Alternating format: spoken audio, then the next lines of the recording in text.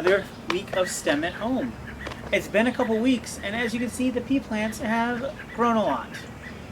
They're crawling up the trellis. We have pea pods coming out left, right, and center, and just got to keep track of harvesting them all to make sure they don't get carried away.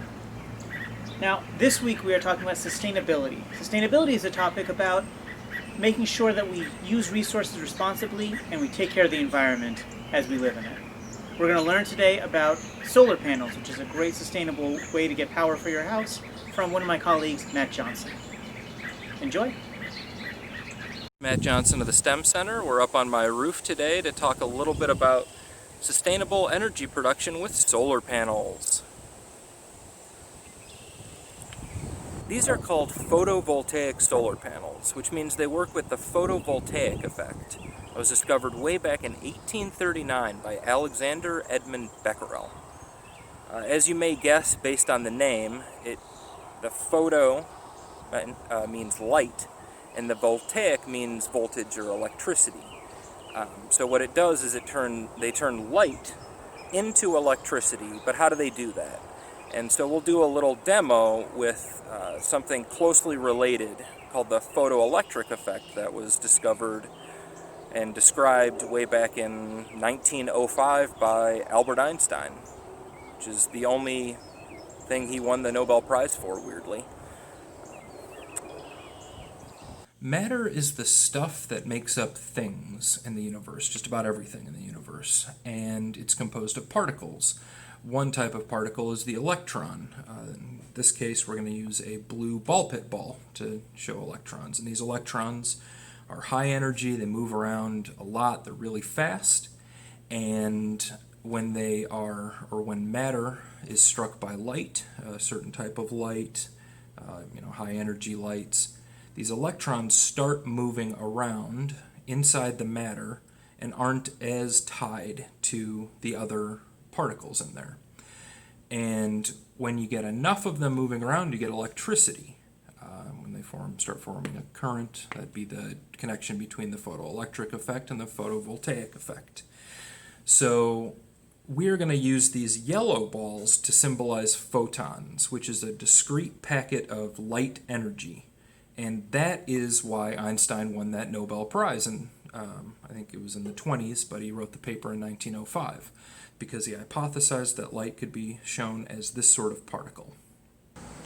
Okay, so I'm the solar panel with my electrons, and my sun is going to be my sun and throw photons at me. All right, Nico, go.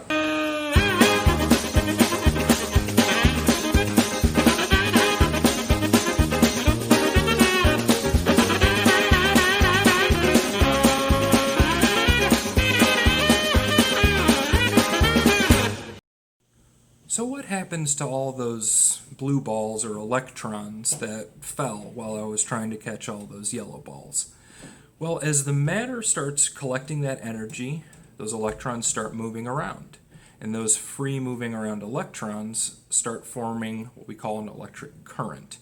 And that'd be the photovoltaic effect we talked about. That light forms a current, and then that current's moving in those cells. Let's go back up to the roof to talk about what happens to that electricity. So those electrons that get freed up and that electric current gets picked up by wires, and you can see that it's really laid out in a grid here. There's a bunch of cells and things mixed in. The wires pick up that current, those electrons, and help them move, and these are all connected in a way that the electricity goes through all of them and comes back up into this box back here and travels down into my garage. So I'll see you in a minute in my garage to see what happens there.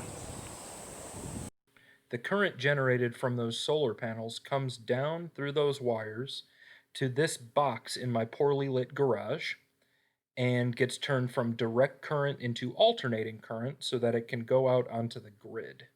It goes out through my meter, which actually runs backwards because I'm adding electricity to the grid instead of taking it away. And that leads to things like my $13 power bill this month. Thanks for coming and learning a little bit with me today. keep coming back for more STEM at home stuff. Now I'm going to get off my roof before some of this rain hits. So, have a good one. Well, that's it for STEM at Home this week. I hope you learned a lot about sustainability and about solar panels. We are going to be back next week with a brand new topic, so I hope you'll join us then. In the meantime, I have a lot of pods to get through before dinner, so I'll see you after.